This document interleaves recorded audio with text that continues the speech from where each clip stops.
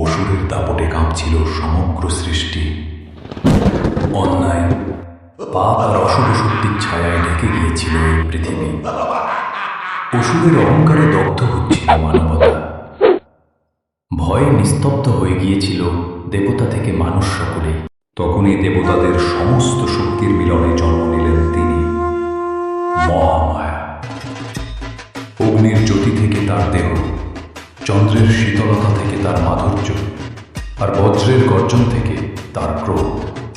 তিনি শুধু দেবী নন, তিনি হলেন শক্তির উৎস, ন্যায়ের প্রতীক, অমর সাহসের প্রতিমূর্তি।